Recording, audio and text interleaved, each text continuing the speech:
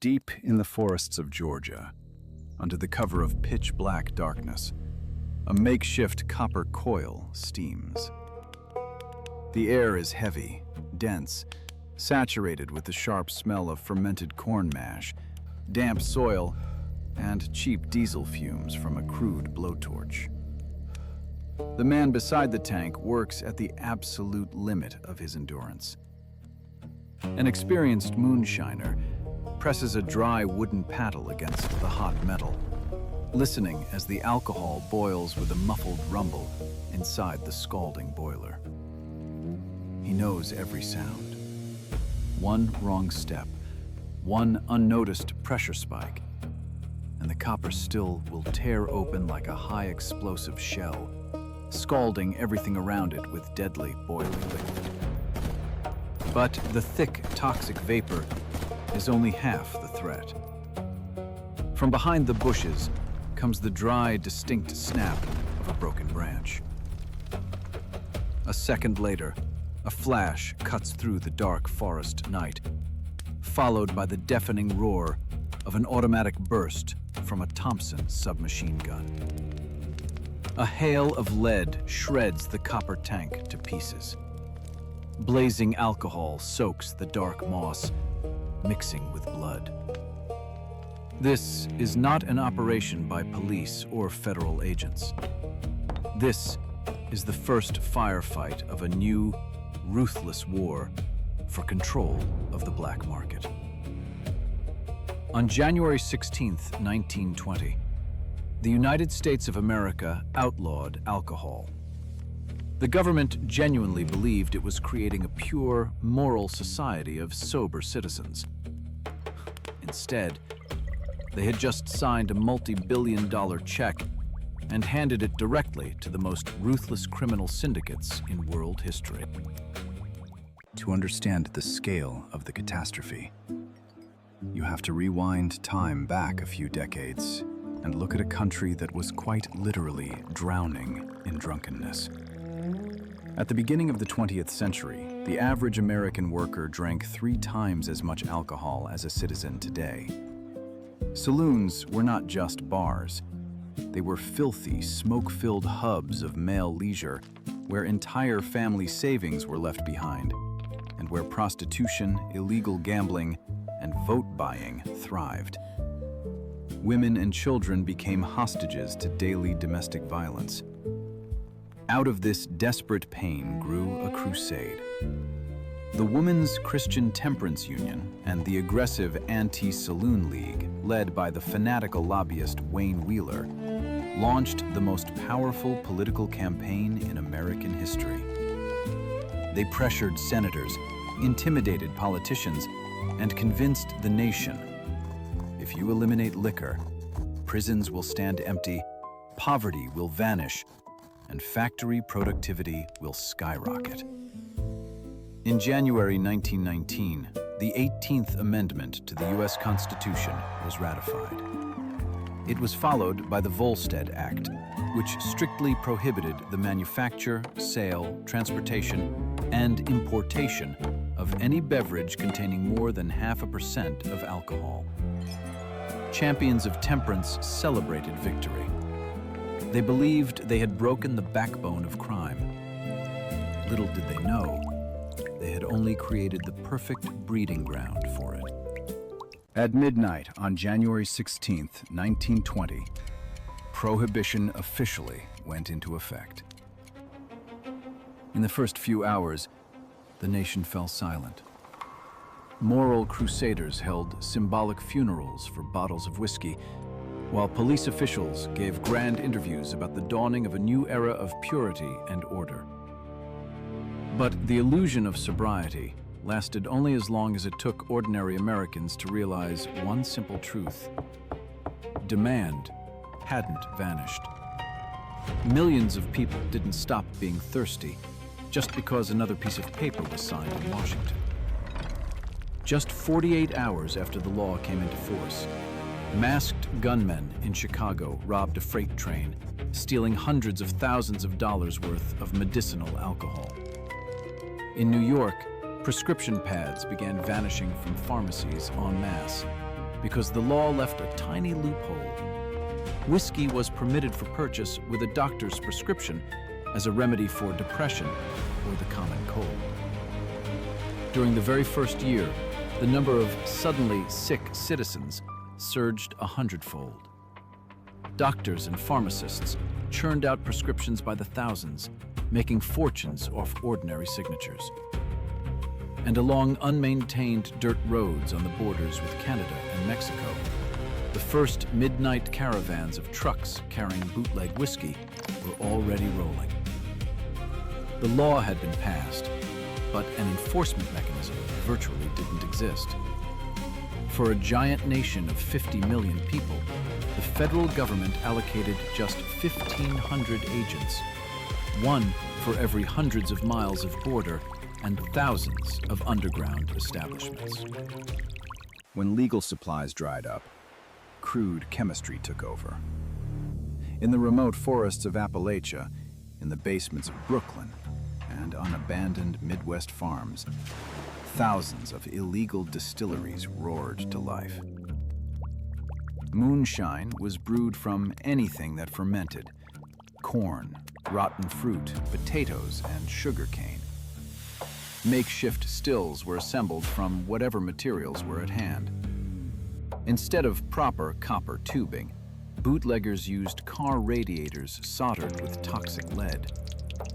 The result was a liquid that didn't just burn the throat, it crippled and killed.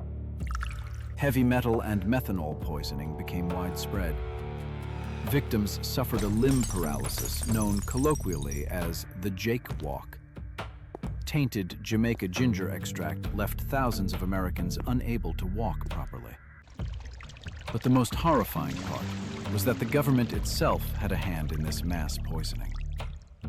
To stop the theft of industrial alcohol from factories, federal authorities ordered it to be laced with lethal poisons: benzene, kerosene, and methyl alcohol. Bootleggers hired their own chemists to clean this denatured alcohol, but the technology was crude. The results were devastating. Over 10,000 Americans died from drinking government-poisoned alcohol during Prohibition, and tens of thousands lost their sight forever.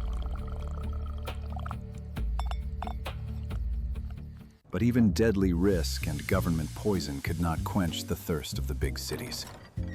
Prohibition didn't destroy alcohol. It merely forced it deep underground.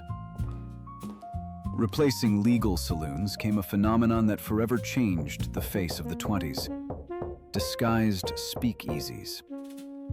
An ordinary passerby saw only the blank wall of a laundromat, a dirty barber shop, or an unassuming flower shop.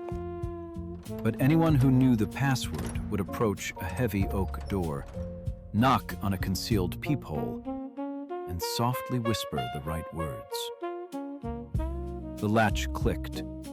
Behind an oiled curtain, another dimension opened up.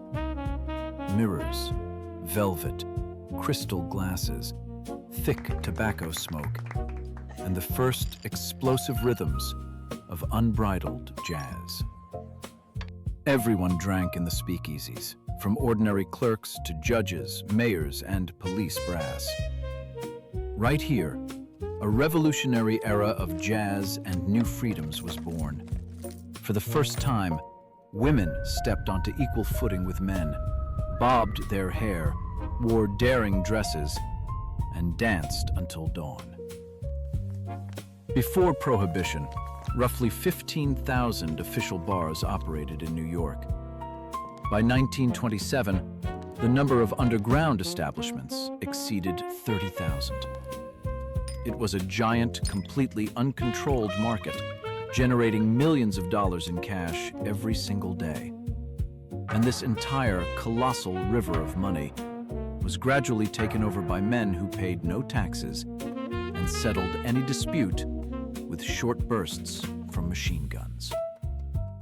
The massive underground market demanded new, far larger supply arteries. Backyard forest moonshiners gave way to professional maritime smugglers. Along the Atlantic coast of the United States, from Maine to Florida, emerged what became known as Rum Row. In international waters, just 3 miles off the coast, beyond the jurisdiction of the strict Volstead Act, hundreds of foreign ships anchored. They were loaded to the brim with authentic Scotch whiskey, fine French cognac, and premium Barbadian rum. The true king of this shadow fleet was Captain Bill McCoy. As a matter of principle, he refused to dilute his liquor with water or toxic chemicals, giving rise to the American expression, the real McCoy, meaning absolute quality and authenticity. In the dead of night, high-speed bootlegger boats powered by heavy aircraft engines pulled alongside these floating warehouses. They loaded heavy crates and tore toward the shore at breakneck speeds, maneuvering through the blinding searchlights of the Coast Guard. In a single successful run, a captain could earn more than an average worker made in 5 years of hard labor. The Coast Guard was powerless. The smugglers had faster boats, superior weaponry, and an endless budget to bribe patrols. Maritime smuggling had transformed into a seamless, unstoppable criminal assembly line. The early years of Prohibition were an era of chaotic violence and petty street gangs. But where an ordinary pickpocket saw only a chance to steal a crate of whiskey and quickly drink away the proceeds, true strategists of the underworld saw a future business empire. An unprecedented transformation took place. Small-time extortionists and street fighters began merging into sophisticated criminal corporations. Crime stopped being chaotic. It became logistical. Holding the market no longer required simple revolvers, but extensive networks, dedicated fleets of false-bottom trucks, warehouses rented all along the coast, rail tankers disguised as milk transports, and shell companies. Criminal syndicates were born. They carved city maps into zones of influence, struck strict quota agreements, and set fixed prices for liquor. Any violation of borders was punished instantly. Criminals learned to think in terms of gross profit, profit margins, and risk mitigation. Replacing the street thugs came a new breed of gangster. In an expensive suit from Italian tailors, a silk handkerchief in his pocket, and a briefcase stuffed with banknotes to bribe government officials. A man who turned dirty work done by proxy into a disciplined transnational syndicate.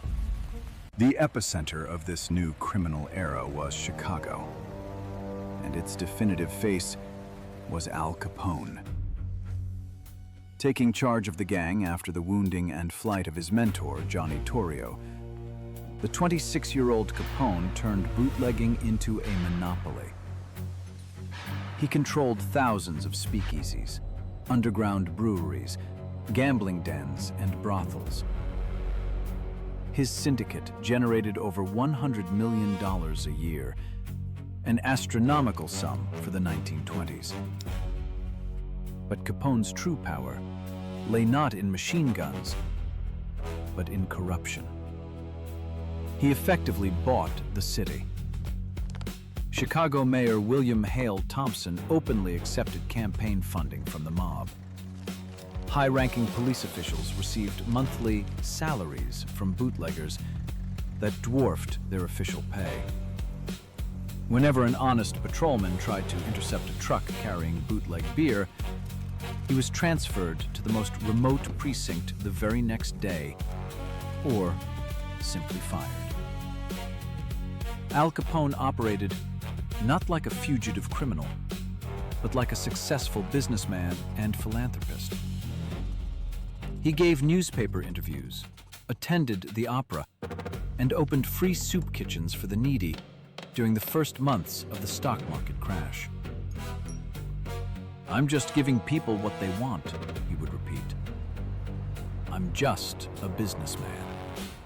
But behind this glamorous facade of silk suits and expensive cigars lay a ruthless reality.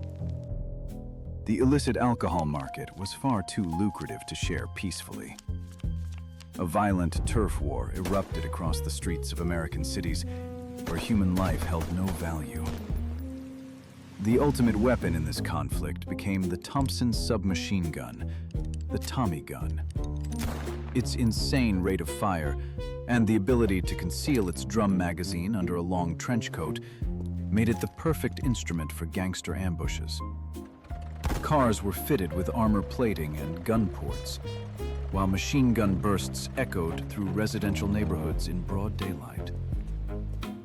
The climax of this bloody chaos came on February 14, 1929, the St. Valentine's Day Massacre. In a freezing Chicago garage, Al Capone's men, disguised as police officers, lined up 7 members of Bugs Moran's rival gang against a wall and executed them without mercy. The walls were literally drenched in blood, and examiners later recovered over 70 bullets from the bodies. This methodical execution shocked the entire nation. Photographs of blood-spattered brickwork swept across the front pages of newspapers. America suddenly sobered up and realized that the law meant to bring morality to society had turned its own streets into the battlefields of the First World War. Yet the most devastating consequence of Prohibition was not the blood spilled on the cobblestones, but the total rot that silently eroded the very foundations of the American state. By banning what tens of millions of citizens considered a natural part of daily life, the government single-handedly destroyed respect for the law itself. An ordinary laborer, a respected judge, and even a city mayor knowingly became criminals every evening when they bought a glass of bootleg whiskey in a speakeasy. The judicial system choked almost instantly under hundreds of thousands of criminal cases that no one had any intention of ever trying. Judges shamelessly lined their pockets with bribes to dismiss proceedings, while police officials drew a regular monthly salary directly from the syndicates. A federal agent for the Bureau of Prohibition earned a paltry $2,000 a year from the state. Meanwhile, a bootlegger would offer him that entire annual salary for a single hour, asking only that the agent look the other way while barrels of alcohol were unloaded at the pier. Most broke within their first few months on the job. Rare exceptions, like Elliot Ness and his group, the Untouchables, who refused envelopes of dirty cash on principle, remained merely a single drop in an ocean of total corruption. Politics, law enforcement, and organized crime merged into a single monolithic business machine, with a thin line between a lawman and a gangster vanished entirely. In late 1929, a catastrophic blow struck that changed America's priorities forever. The New York Stock Exchange collapsed. Within days, the Great Depression engulfed the country. Millions of people lost their jobs, their savings, and a roof over their heads in an instant. Massive factories came to a standstill, while mile-long queues of desperate workers formed outside free soup kitchens. In these harsh realities, the moral experiment of Prohibition suddenly became an unbearable luxury for a bleeding nation. The empty state treasury hovered on the brink of bankruptcy and desperately needed money. Americans began asking a logical and angry question. Why were billions of dollars in alcohol profits continuing to flow into the pockets of gangsters and mob bosses instead of going to the budget as taxes? Legalizing the brewing industry meant far more than just bringing back a glass of whiskey. It meant the immediate creation of hundreds of thousands of jobs for unemployed farmers, glassblowers, and transport workers. Even the wealthiest millionaires who had once generously funded the temperance movement, such as oil tycoon John D. Rockefeller Jr., publicly admitted their mistake. They openly declared, "Prohibition did not defeat alcoholism. It had only birthed the monster of organized crime and deprived the nation of resources in the darkest hour of its history." In the 1932 election, Franklin Delano Roosevelt made the repeal of Prohibition the central battering ram of his campaign. The country needed money, not moralizing slogans. Securing a crushing victory, Roosevelt acted without delay. By the spring of 1933, he signed an executive act allowing the sale of light beer, uttering his famous phrase, "I think this would be a good time for a beer." Breweries that had sat idle for 13 years immediately operated in 3 shifts, while miles of trucks lined up outside their gates. Yet the decisive blow to Prohibition was struck on December 5th, 1933. At 5:32 in the evening, Utah became the 36th state to ratify the 21st Amendment. The 18th Amendment was repealed. It marked the first and only time in the history of the United States that one constitutional amendment erased another. The noble experiment, which had cost the nation thousands of lives and billions of dollars, had officially failed. On the streets of New York, Chicago, and Detroit, people threw grand street carnivals, saluting with glasses of legal whiskey. It seemed as though the long darkness of racketeering, poisoned liquor, and bloody feuds had finally cleared. But that was only a sweet illusion. The bottles returned to ordinary bars, but America could never go back to 1919. 13 years of Prohibition became the most effective business school in history for organized crime. When alcohol became legal again, the syndicates didn't vanish, nor did they revert to petty pickpocketing or street robberies. They had accumulated massive fortunes that demanded immediate investment and scaling. Under the leadership of underworld strategists like Lucky Luciano and Meyer Lansky, the Mafia completed its transformation into the National Crime Syndicate. The dirty billions earned from nighttime bootlegging and speakeasies were redirected into new underground empires: illegal gambling, drug trafficking, extortion, and total control over seaports and labor unions. It was with this very money that gangsters would later erect the future gambling capital of the world in the scorched Nevada desert, Las Vegas. At the same time, organized crime moved en masse into the legitimate sector: skyscraper construction, waste management, laundromats, hotel chains, and the food industry. Former street bootleggers who had started with homemade moonshine in forested ravines were now wearing suits from the finest tailors, sitting on corporate boards of directors, and confidently opening the doors to the offices of senators and governors. Prohibition did not destroy alcohol.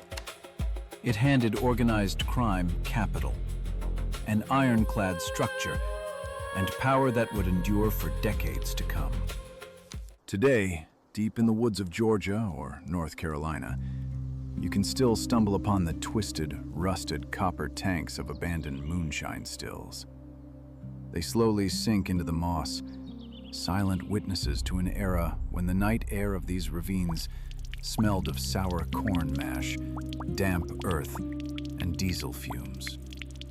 And thousands of miles away, Amid the endless flow of neon and glass in New York, Chicago, or Las Vegas, rise skyscrapers and luxury casinos built on the dirty capital of those very same roaring 20s. Prohibition was repealed long ago, but its roots ran far too deep. The lesson of the 18th Amendment proved brutal. When a government attempts to impose absolute morality on a society through total prohibition, it does not destroy human vice.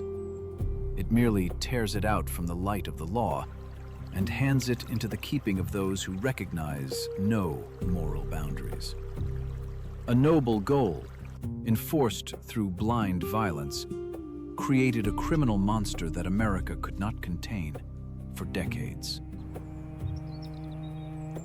On December 5th, 1933, the 13-year morbid experiment came to an end. People poured back into the streets with glasses of legal beer, but celebratory toasts could not bring back the thousands poisoned by methanol, the slain police officers, or the shattered trust in justice. Prohibition passed, but the shadow it cast over the American state, society, and human nature itself remains with us to this day.